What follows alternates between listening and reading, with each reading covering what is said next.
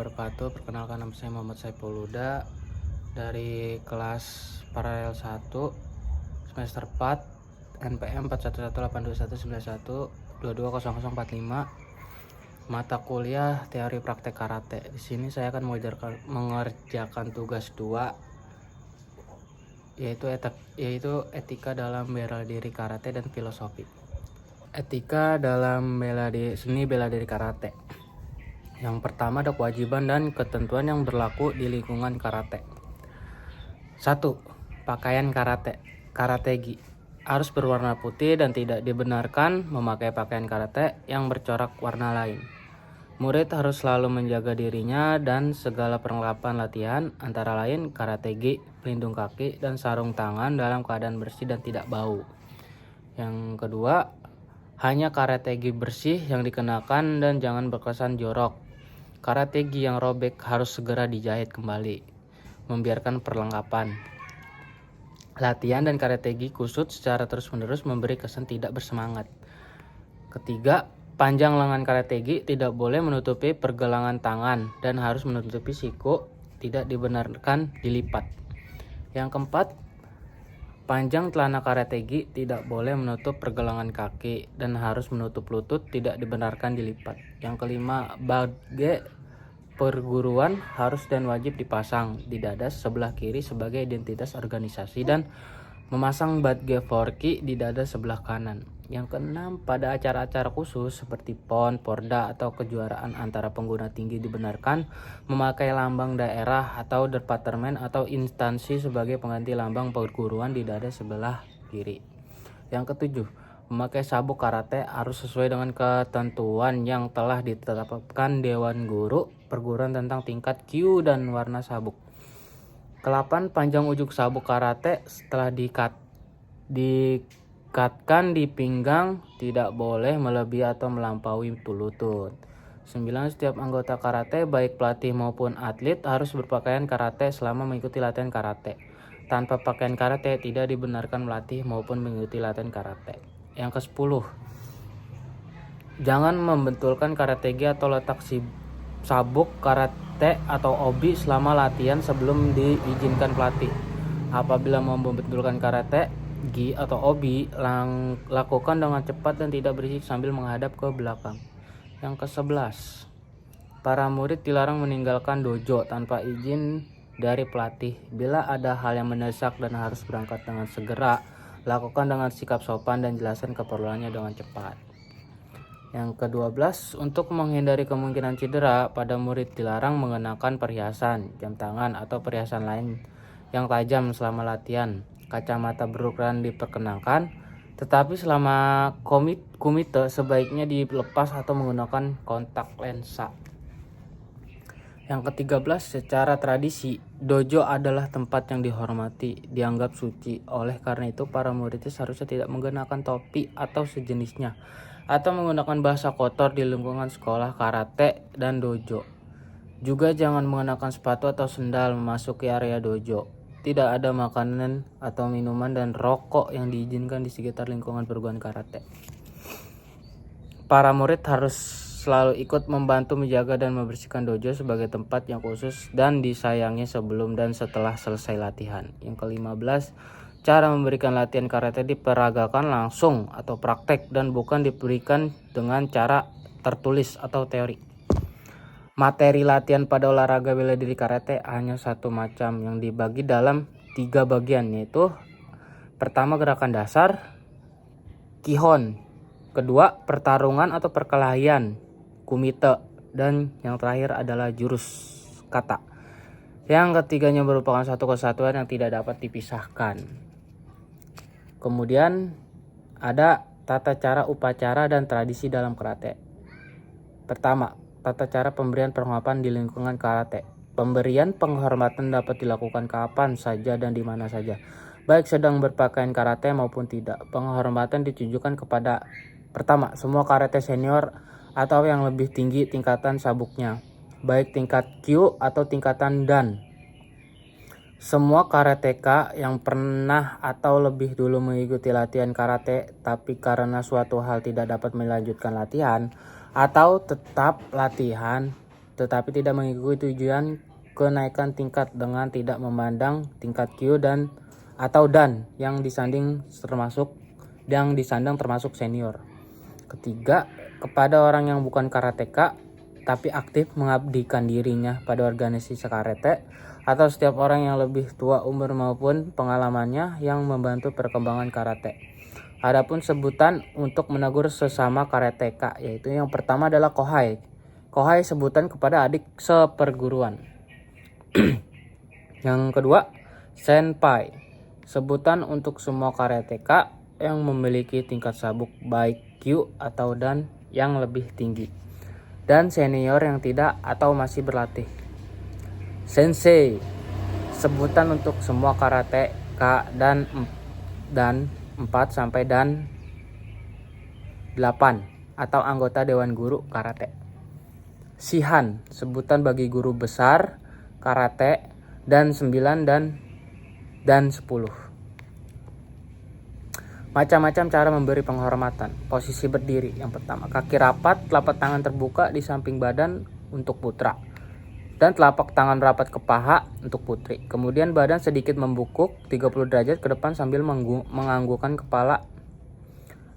Penghormatan ini ditunjukkan kepada bendera merah putih, lambang Forky atau lambang-lambang lainnya yang perlu penghormatan. Untuk penghormatan kepada sesama karateka, guru, pelatih, senpai sama teman sambil mengucapkan osh yang berasal dari kata oshi, shinobu yang artinya semangat, pantang menyerah atau pantang mundur. Posisi duduk. Kedua telapak tangan diletakkan di depan lutut, bungkukan badan ke depan dengan posisi kepala tidak menyentuh lantai. Masih melihat kepada yang diberi hormat, penghormatan ini ditujukan sama seperti saat berdiri. Upacara tradisi karate pada latihan karate. Seluruh peserta latihan harus berpakaian karate sebelum masuk dojo. Memberikan penghormatan sebelum masuki dojo. Para murid harus melakukan penghormatan tanpa mengucapkan osh sambil membungkukkan badan ketika masuk area perguruan atau tempat latihan dojo. Jika sudah ada yang berlatih, harus memberikan penghormatan dengan mengucapkan osh ke arah depan dojo atau daerah shinzen. Memberi penghormatan kepada pelatih, senpai, teman latihan yang sudah berada di dalam dojo atau pada karateka yang baru datang dan masuk dojo. Membalas penghormatan jika ada yang memberi penghormatan. Tunjukkan rasa hormat yang pantas pada senior dan murid yang lebih tua. Semua murid harus berdiri dan mengucapkan osh ketika senior atau penyandang sabuk hitam memasuki ruangan. Pada waktu akan mulai latihan, salah satu senior atau kapten latihan segera mengatur dan menyusun barisan sebagai berikut. Dewan guru mengambil tempat terdepan setelah barisan tersusun rapi dan setelah kapten latihan melaporkan bahwa upacara siap dimulai. Dan 4 ke atas menepati barisan kedua setelah dewan guru. Dan 3 dan 2 dan 1 menempati barisan ketiga dan 3 berada paling kanan. Sabuk berwarna menempati barisan keempat dengan susunan sabuk coklat, biru, hijau, kuning, dan putih dengan sabuk coklat paling kanan. Ketentuan urutan upacara ini berlaku untuk semua kegiatan upacara, mengawali dan mengakhiri latihan di lingkungan karate. Posisi upacara duduk atau berdiri disesuaikan dengan dewan guru atau pelatih pada saat itu. Jika dewan guru atau pelatih mengambil posisi duduk, maka seluruh peserta harus mengikuti dengan cara upacara duduk. Peserta latihan tidak boleh mendahului duduk, demikian juga jika dewan guru atau pelatih pada posisi berdiri, maka peserta latihan harus mengikutinya. Urutan upacara karate. Yang pertama, upacara tradisi karate dipimpin oleh kapten atau ranting cabang daerah pusat yang ditunjuk dewan guru atau pelatih, kemudian seluruh peserta disiapkan. Yang kedua, sumpah karate. Yang ketiga, menenangkan pikiran dengan aba-aba mulai dan diakhiri dengan aba-aba selesai. Yang keempat, penghormatan kepada bendera merah putih dan lambang perguruan tanpa mengucapkan osh. Penghormatan kepada dewan guru, pelatih dengan mengucapkan osh. Penghormatan kepada senpai, sesama karate, dan tempat latihan. Dewan guru atau pelatih menunjukkan salah satu untuk memimpin pemanasan.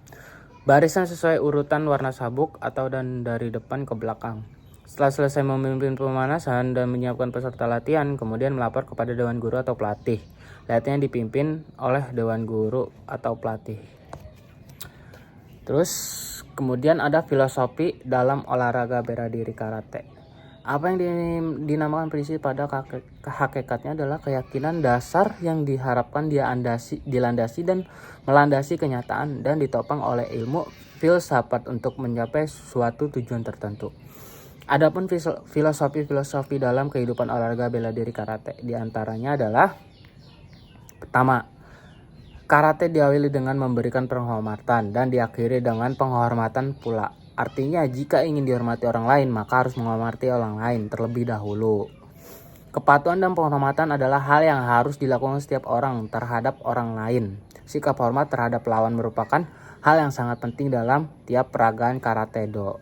Yang kedua, tak ada serangan pertama dalam karate. Artinya, karate merupakan seni bertahan yang damai, tidak akan menyerang terlebih dahulu sebelum diserang.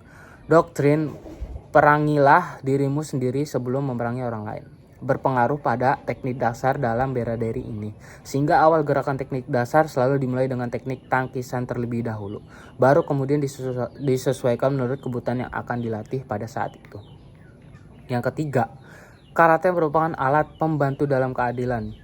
Artinya kekuatan digunakan sebagai pilihan terakhir di mana kemanusiaan dan keadilan tidak dapat mengatasi. Tetapi apabila kepalan dipergunakan tanpa pertimbangan, maka yang melakukan akan kehilangan harga diri di hadapan yang lain. Yang keempat, pertama-tama kontrol dirimu sebelum mengontrol orang lain. Artinya, sebelum mengontrol dan membenahi kesalahan orang lain, karateka wajib mengontrol dan mengendalikan diri terlebih dahulu. Koreksi diri sebelum koreksi diri orang lain. Yang kelima, semangat yang utama. Teknik kemudian, artinya dalam setiap berlatih maupun bertanding karate harus dilakukan dengan semangat yang benar. Nafsu untuk mengalahkan lawan atau memenangi pertandingan terkadang memberi hasil sebaliknya. Keenam, senantiasa siap untuk membebaskan pikiranmu. Artinya sebelum latihan dimulai, karateka harus mempunyai pikiran positif dan siap menghadapi apapun yang akan terjadi pada saat latihan. Ketujuh, kecelakaan timbul karena kecerobohan. Artinya seorang karateka harus selalu siap dan waspada dalam menghadapi rintangan dan tantangan yang menghadang di depannya, kapanpun, dimana dan dimanapun. Ke-8, jangan berpikir bahwa latihan karate hanya bisa dilakukan di dojo. Artinya latihan karate tidak hanya di dojo saja, tetapi juga dapat dilakukan dan diperagakan kapanpun dan dimanapun kita berada. Ke-9, mempelajari karate perlu waktu seumur hidup dan tidak ada batasan.